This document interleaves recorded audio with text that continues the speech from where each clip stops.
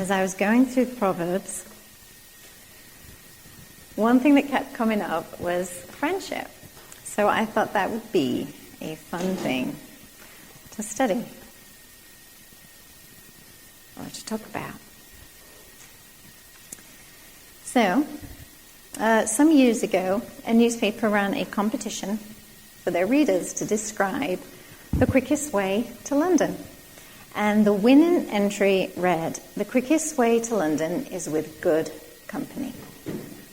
So, with that in mind, we're going to look at three things. Firstly, the characteristics of a friend and what the Proverbs teaches us about characteristics of who friends are to be. And then choosing our friends. And then we're going to look at the example of a friend as well, just to round it all off. So, starting with Proverbs, chapter 18, verse 24. We will start with the characteristics of a friend.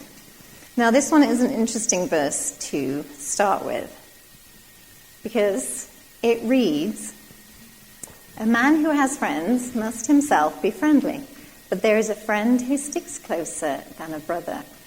Now, if you have the ESV version or the Holman Christian version or something like that, it does not say that. It says something completely different. It says, "A man of many companions may come to ruin, but there is a friend who sticks closer than a brother." So got halfway through the study and then realized different versions actually said completely different things.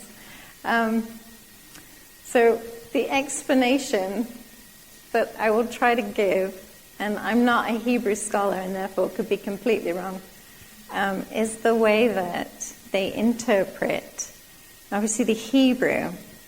But what it seems to be is that the King James has one version, which is in tradition, Jewish tradition. So they've translated it back with Jewish tradition, what the Jews would have translated it. The ESV and those other ones are the literal translation. So it's completely different because language is completely different and times are completely different. So the literal meaning, obviously we say things, we'll say it, but we don't mean it literally, you know. It has a different meaning to it. And so oftentimes the Hebrew can be that way as well. So you can choose whether you want to take the literal meaning of the Hebrew or whether you want to, and even in that literal meaning, there's like several different versions as well. They're all different. So I'm like, oh, good grief, which one do you use? But I personally am going to go with the King James version. I love the ESV, and I read from the ESV, so I'm not against it in any way. I love it. It's great. But I'm going to go with the King James because I sometimes think that perhaps tradition, I don't know. And I like that one anyway. And I'm not a Hebrew scholar. It was so confusing reading all the Hebrew stuff. It's like, what in the world? So anyways, you can dig into all of that Hebrew things, but yeah, I think you need to be a scholar to hugely understand it. So I'm just going to go with the New King James, which reads, "A man who has friends must himself be friendly." I feel like that's a good proverb, just to start it off with. And so obviously, you know, our job is not to get people to like us. It's not to have as many friends as possible because we're the greatest. Our job is to be a friend to people. We're to be friendly and to be that friend. And I like that proverb. If you want to have friends, then we have to be a friend. You know, we have to sometimes make the effort, step out of our comfort zone, approach that person, you know, that looks lonely or maybe doesn't look lonely. You know, we have to step out sometimes and be that friend and support that person, communicate with that person, text that person or phone them, or we have to do our fair share in it. We can't expect everybody just to be friends with us and us not be a friend. So obviously we act in a friendly manner as well, which would be a friend would be. You know, we have to be friendly, personable, maybe smile. You know, we sit all grouchy and scowling. I don't want to go talk to somebody that's scowling, you know. You're probably not going to get many people wanting to talk to you that way. We have to be friendly if we want friends. Or if we don't want friends, then we can scowl, and that's fine, and we don't have to complain. So our first characteristic is to be friendly and to be a friend to other people. The second characteristic is Proverbs 17:17, which reads, "A friend loves at all times, and a brother is born for adversity." So a friend loves at all times. A friend is constant. They love you in the good times and they love you in the bad times. And it actually says a brother is born for adversity. We have brothers, we have friends that are close to us for the very reason when we go through trials and when we go through suffering, they're right there. That's their purpose. It's not just to have fun and have a coffee with. That's great. We like to hang out, we like to have a laugh, but they are there for when we go through trials. That's what they're there for. That's their purpose, is to support us and to be that friend. Matthew Henry, he had a good thing to say about this verse. He says that there are those that are fanciful or selfish in their friendship. They will love no longer than their humour is pleased and their interest served. And therefore their affections turn with the wind and change with the weather. Swallow friends that fly to you in the summer, but are gone in winter. Such friends there is no loss of. So he's talking about the friends that are only friends when they benefit them, or when they feel like it, or when it's good for them. And that's not a true friend. It's not a constant friend. They're not there in the dry times, in the cold, severe winter. They're not standing by you then. They've gone off, to find pleasure elsewhere. They're not with you. And so he's speaking that we're to be that constant friend, and that we have that brother that is born for adversity. So then our next characteristic is found in Proverbs 27, verse 9. And that reads, and I think I read it last time, "Ointment and perfume delight the heart, and the sweetness of a man's friend gives delight by hearty counsel." So as a friend, we're to have good counsel. We're to be able to counsel each other, and it's to be hearty as well. I love that word, because you just feel like having a good roast dinner. The word hearty, it reminds me of a good roast dinner, and that's like the counsel that you're going to get. It's meaty, it's healthy, it's warm, it's all there. It's got everything to it. It's the goodness. It's good counsel, not just sort of flimsy counsel from, I think I was looking for a card, and one of them had pictures of, women just hanging around, and I think they got some wine maybe in their hands, and it said something like, cheap wine, cheap friends, and cheap counsel.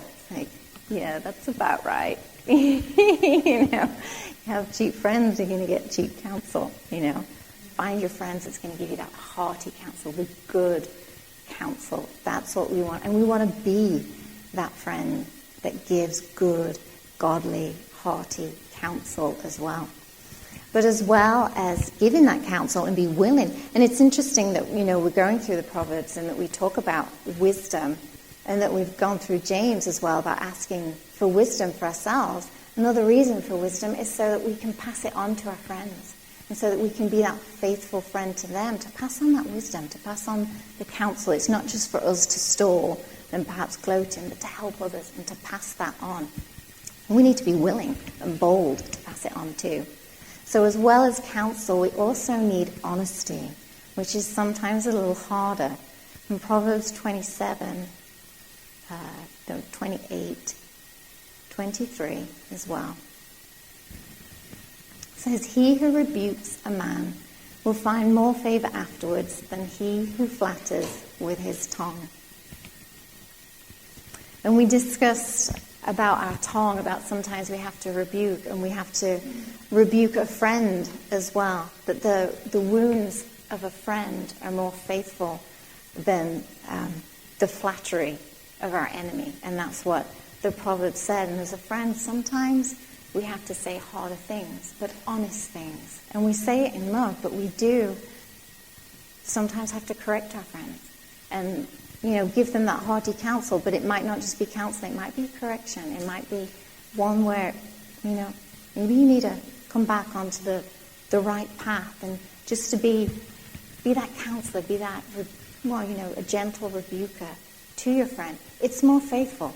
And it's better to have a friend that's honest with you than somebody that is lying to you and letting you do foolish things. We would rather have that than say, stop doing what you're doing because that's foolish, than letting a friend just go, oh, it's fine, yeah, because they don't want to be honest. That's so much better. And I think as well, when we think about that verse, there's a friend that sticks closer than a brother. We know who that friend is. It's Jesus. He's the one that sticks as close as we can, as he can. There's no other friend that can stick closer than him. No human can be as close to us as Jesus. And in application to this, that, the wounds of Jesus' rebuke to us are so much more faithful than the enemy that wants to flatter us and say that we're doing fine and we're doing all right, when we're in sin or when we need that correction.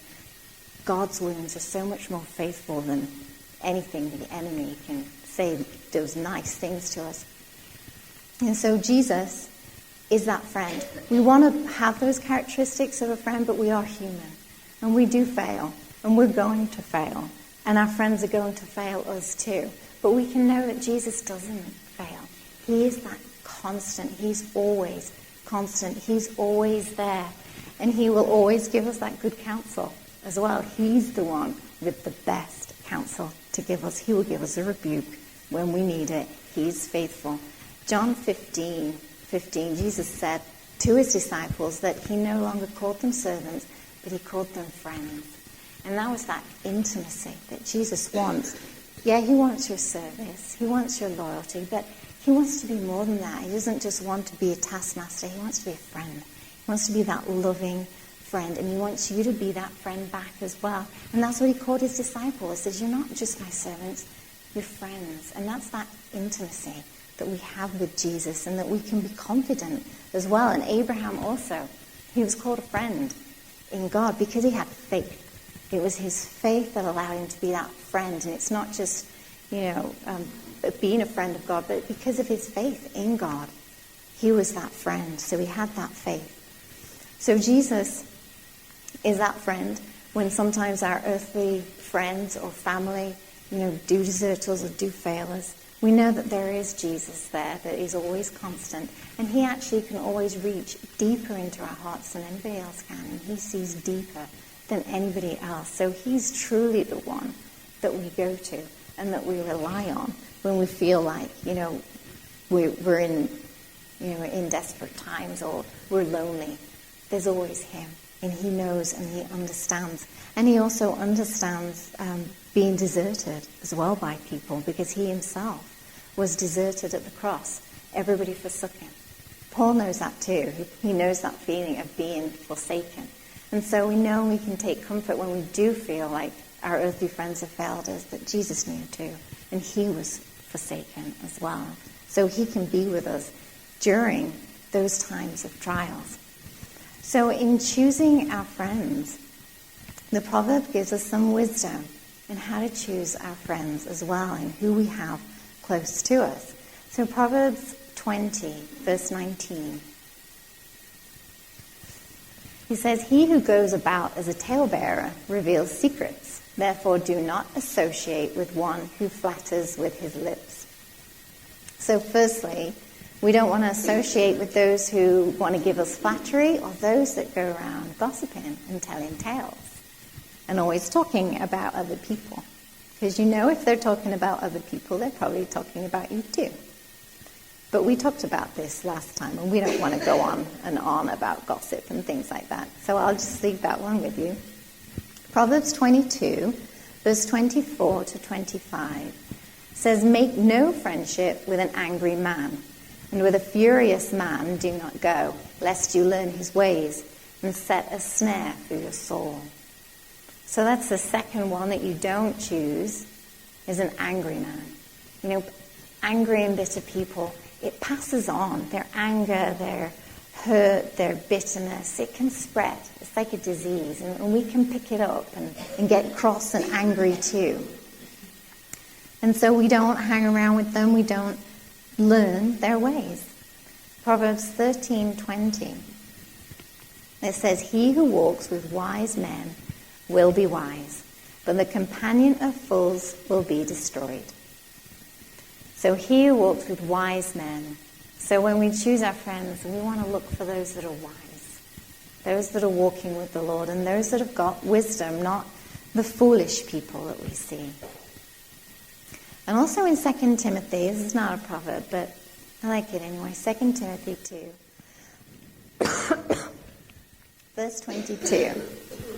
It says, "Flee also youthful lusts, but pursue righteousness, faith, love, peace with those who call on the Lord out of a pure heart."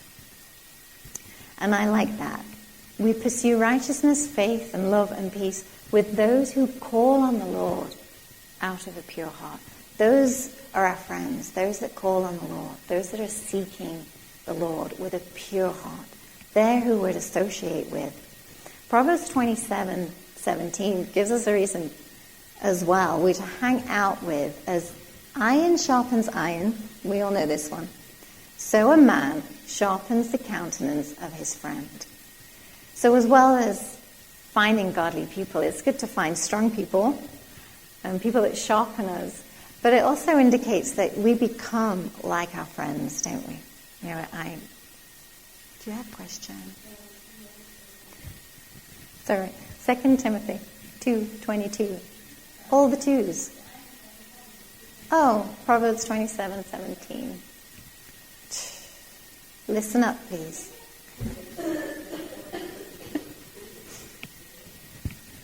So we become like who we hang out with. We sharpen one another, and our friendships need to sharpen one another as well. We need to be improved by one another, and we need to be strengthened by one another. So when you're looking for a friend, who do you want to be like? And whoever you want to be like, you need to hang out with. And it's not necessarily looking out from a distance, but you have to get close to them. You actually have to spend time with that person. So perhaps on a human level, when choosing your friends, you want to, do I want to be like that person? And I'll spend a lot of time with them. Ultimately, we want to be like Jesus. That's who we want to be transformed into. So ultimately, he's the one we want to be spending the most time with. And we have to get close to him. Again, not looking out from a distance, but actually getting close. Spending time, hanging out with Jesus. And, you know, I'm not saying that we don't hang out with non-Christians or people that are in the world. Obviously we do.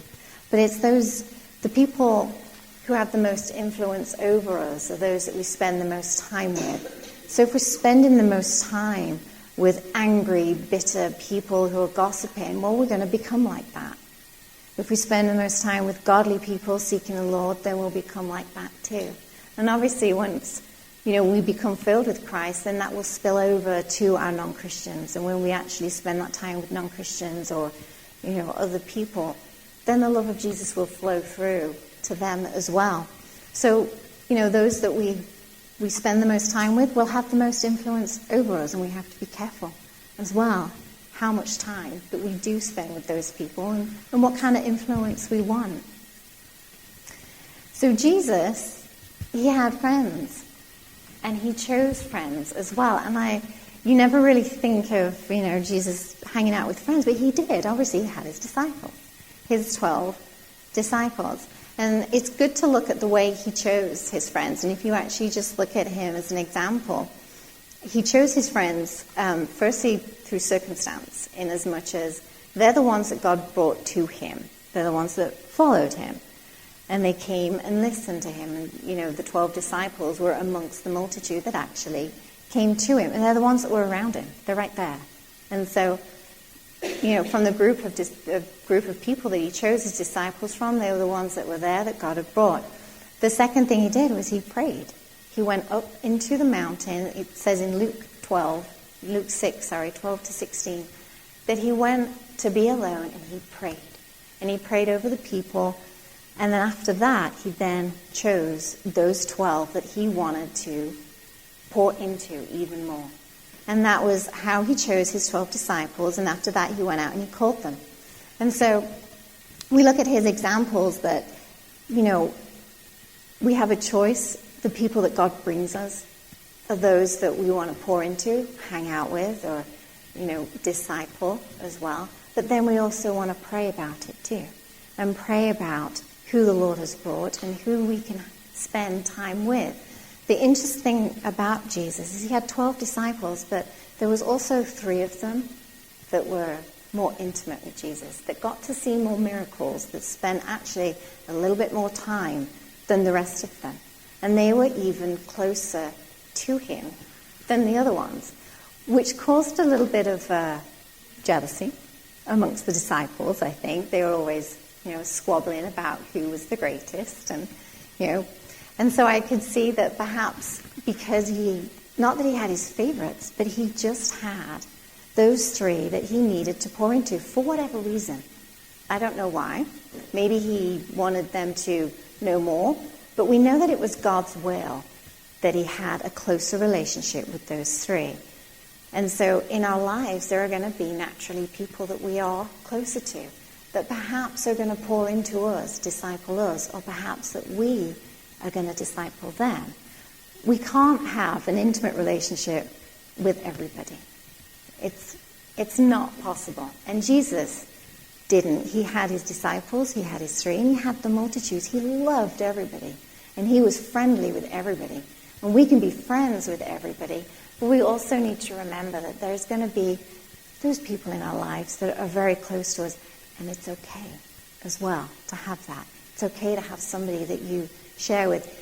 You don't want to go sharing all your intimate details with everybody on the planet. We've talked about the fools that just blurt out everything. There's wisdom in that, in just having close friends. So close friends are okay to have, just those few that are surrounding you, or that perhaps you're surrounding them as Jesus did.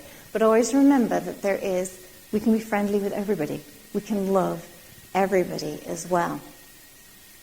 And so there's an example, a wonderful example of a friend that we will just go over. And you probably can already guess, and that is Jonathan. He is a great example of David and Jonathan are like these great friends, but Jonathan I love him. He's great. So if you turn to 1 Samuel 18, we start with verse 1. Now the name Jonathan means the Lord gives, which is so appropriate for Jonathan. When we first meet Jonathan, or one of the first instances that we meet him, is, if you remember, they're fighting the Philistines. It's not in chapter 18, it's earlier. But he's got his armor bearer, and he says to his armor bearer, let's go up and see if the Lord will fight this battle for us. And they test the Lord, don't they? But they're going to see if the Lord will win that battle. And him and his armor bearer go up, and they do, don't they? They fight the Philistines, and they win. And so we see Jonathan as a man of war. He fights, and he wins. But he's also a man of faith as well. He didn't just go up there, see if we're strong enough and can beat them. But we see if the Lord will give us the Philistines. Let's see. So he was a man of faith, a man of war, and a man of faith. And when we come to chapter 18, David has just killed Goliath. And so as soon as he had finished, that's David, speaking to Saul, the soul of Jonathan was knit to the soul of David, and Jonathan loved him as his own soul. And Saul took him that day and would not let him return to his father's house. Then Jonathan made a covenant with David because he loved him as his own soul. And Jonathan stripped himself of the robe that was on him and gave it to David and his armor and even his sword and his bow and his belt. So after David had killed Goliath, Jonathan was just drawn to him, and his soul was knit with David's. And they had this love for one another. And you can see, obviously they've got common ground. They both fight battles. They've got something in common. You could probably, I imagine, men together. It's probably like, whoa, you used a stone. I've been using a sword. Whoa, how did you do that? You could just kind of see them, yeah, and you do, how sharp is your sword? What about your bow? Can you use a bow? Yeah. You could kind of see them having that in common. But not only that, they had faith, didn't they? Faith in the Lord. Jonathan went up, said, let's see if the Lord will do this. And David, to Goliath, was like, my God is bigger than you. It was all about the Lord. Jonathan was about the Lord and David was about the Lord. So they also had the Lord in common. So their friendship was also based upon the Lord. But as we see in this portion of it, so Jonathan meets David and thinks, yes, he's a guy. But he also, what he does is he takes his robe, doesn't he? And he gives it to David, as well as it says his sword and his bow and his belt. So true to his name, he is a giver. And he gives. And he also, what I like about Jonathan is that he initiates the relationship. It's not David, it's Jonathan. Jonathan does it. Now, culturally, that's probably the way it should be anyway, because Jonathan is the heir to the throne. And so he is higher up in the kingdom than David. So that would be the way it would be. He would initiate that friendship anyway, and that would be his responsibility to it. So he takes up that cultural responsibility and makes friends with David. But it's not just, a political thing, a cultural thing. It's because he loves him. It's because he sees the Lord is in him, and he has this communion with David, and he sees it. And it's also a lovely picture of Jesus, that Jesus initiates the friendship. He initiates the friendship with us. He is the one that seeks after us. We love him because he first loved us. That's why we love him, because he is the initiator. So Jonathan is this picture of Jesus in this relationship. Now, it is interesting because Jonathan is not really going to benefit from this relationship at all, because David, obviously, is the one who is going to take the throne from Jonathan. In fact, he is the one that's going to stand to lose the most, and yet he is still willing to be friends with David and to give to David. And I love Jonathan for that because, he does not see David as competition, even though he is. Saul sees him as competition, and Saul knows in chapter 20, verse 21.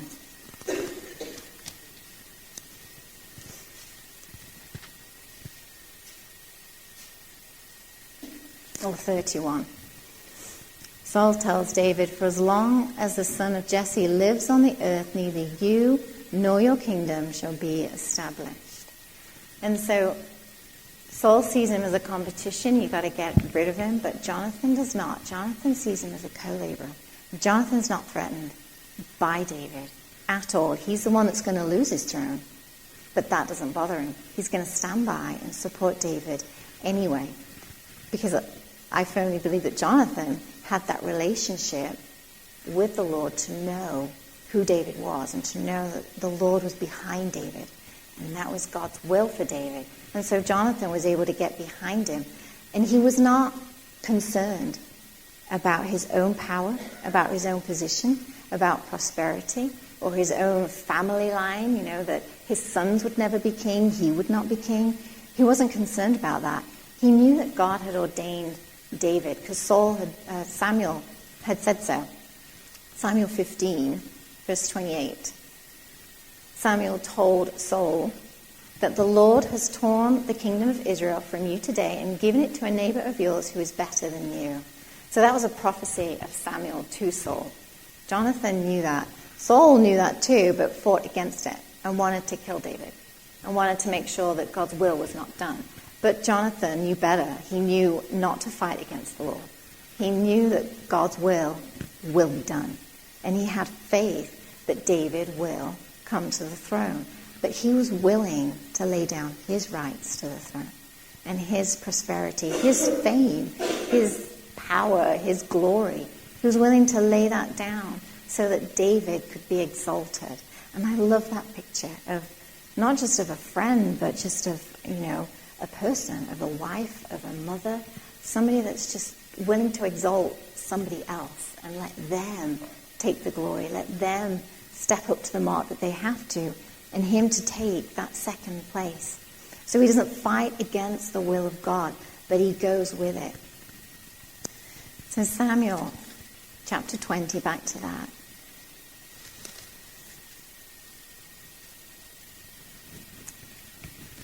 Actually, a little bit before, sorry.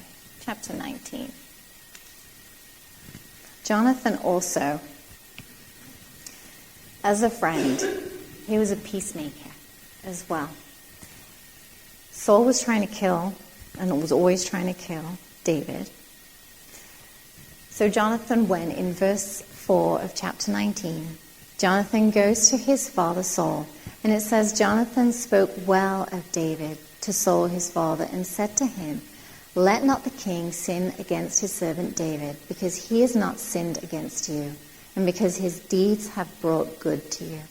For he took his life in his hand, and he struck down the Philistine, and the Lord worked a great salvation for all Israel. You saw it and rejoiced. Why then will you sin against innocent blood by killing David without cause?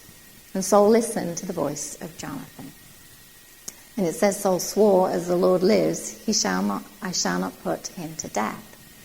So he made peace between David and Saul, and he spoke well. It says that Jonathan spoke well of David. He didn't, bring up his faults. He just defended David. And last time when we spoke about repeating a matter and about gossip and how it can separate friends, and talking about your friend behind their back is a sure way of hurting your friend and destroying the relationship.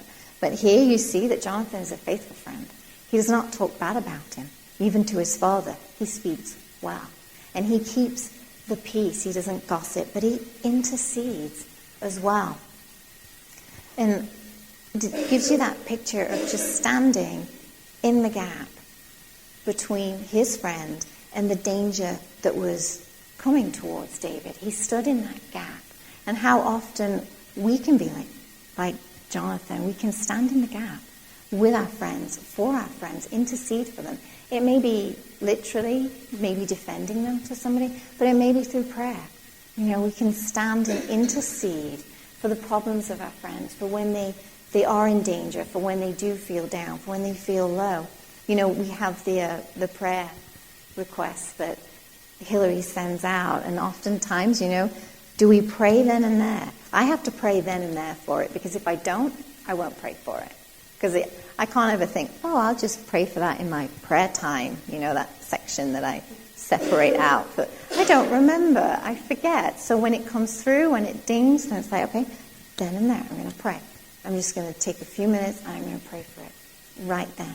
And that's just standing in the gap, interceding for our friends, as Jonathan did. Now, he did the best that he could to keep the peace, Jonathan, and the Bible instructs as well, do all that you can within you to keep the peace. That's not to say that there will be peace, but you need to do all that you can. You can't control the other person's response, and that's not your responsibility. Your responsibility is just to do what you can to keep that peace. For a time, it worked for Jonathan. Saul said, okay, fine, I won't kill him. But it was only temporary. And he went back on his oath that he gave, and obviously went back and tried to kill David. And Jonathan couldn't control that. He couldn't really control what his dad did. But he did all that he could. And he can stand before the Lord and say, I did what I could. Now, as I said about the relationship between David and Jonathan, the Lord was the basis for that relationship. They both had very deep faiths, I think, in the Lord. And I think it's interesting, as you read, I don't know if any of you have read through it, but I encourage you to read through that story. But Jonathan seems to think that Saul's not going to kill David, and David's panicked, like, Saul's trying to kill me. And David's like, no, my dad would tell me if he was trying to kill you. He's not trying to kill you. And David's like, no, he's trying to kill me. And it could be that Jonathan was just ignorant, and maybe his dad, didn't talk to him. But I think Jonathan had a lot of faith too, knowing that David was going to be king. He knew that his dad was not going to kill him, because he knew that God had said he's going to be king.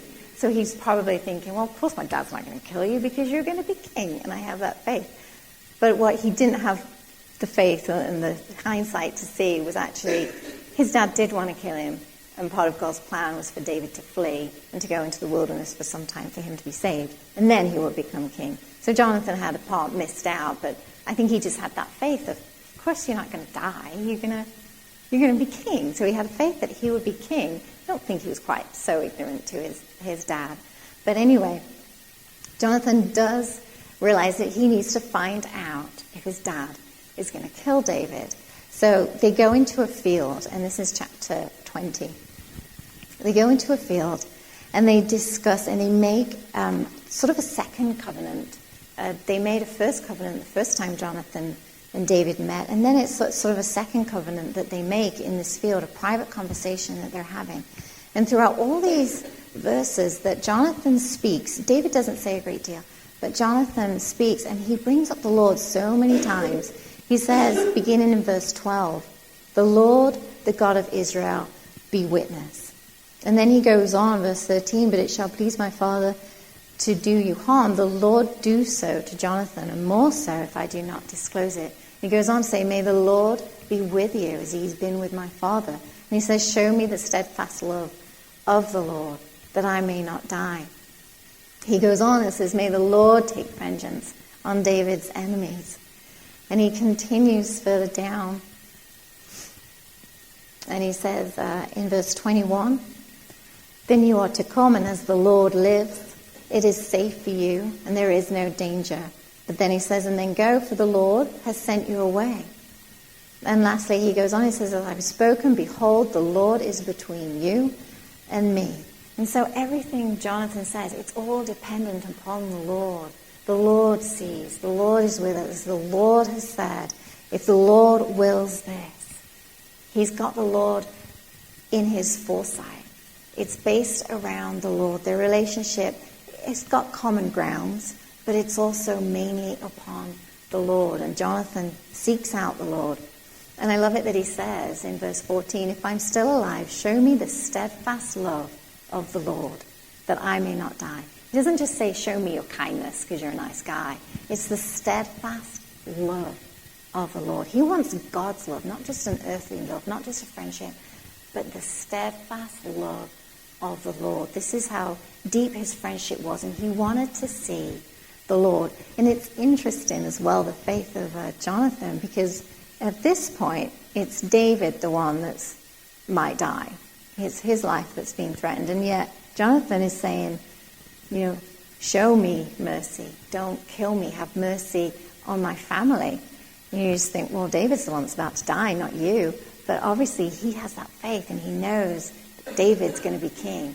And he wants David to show him mercy. He wants that loyalty from David. Show me the steadfast love of the Lord. That's where the relationship is based in. It's based in the Lord. And we can have friends that we have things in common with. It's great to have things in common with friends. We can share stuff, like David and Jonathan, maybe their swords, their weapons, or, I don't know, it might be music or art or animals or whatever it is. It's great to have that common ground. Maybe it's the job that you're in, and you can share and encourage one another. But oftentimes we can be friends with people that are completely different, that we don't have anything in common with at all. But the Lord is the basis of that, and we have the Lord in common. And we can show the steadfast love of the Lord to them, no matter who they are. And sometimes it's great to have somebody that's a friend who's a complete opposite, because you can learn so much from them. And they can learn so much from you as well. And it can help you build your character. To be with somebody who is completely different, sometimes it's a bit out of your comfort zone. You might not like it, but afterwards you just think, I appreciate friends that are completely different to me. And I think sometimes they are the best friends that I have, because they improve me. They improve my character. They teach me so much more than somebody who is just like me. It's the best kind of friendship. And I'll just leave you with this, that I heard that there were 3 types of friends. There are friends for a season, friends for a reason, and friends for life. So David and Jonathan were not friends forever because Jonathan died. It was a short-lived friendship, but it was a deep one. It was one that actually lasted generations, because David then showed mercy to Jonathan's son as well. So it was in some way a long-lasting friendship that transcended death too. But it was just for a season. David did not have Jonathan with him all of his life. It would have been nice to have a Jonathan with us the whole time, but some of these friends have to leave. They either go to be with the Lord, or they're not with us anymore. And some of our friends are friends for a reason.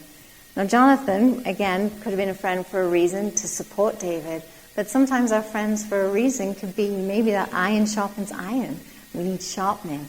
We need to learn how to love, or we need to learn something from a particular friend. And so the Lord will bring people in our lives for a reason. And then there are those friends that are friends for life. So our friendships are going to be different with one another, but we can appreciate the difference in friendships and the difference in people. And we can celebrate that too, that we don't have to have the same friendships and we don't have to have the same friends, but we can learn from one another and we can build our friendships upon the Lord. If it's not on the Lord, then, that's when we get the trouble. But we can build it upon the Lord and encourage one another in the Lord. So let's pray. Father, I thank you.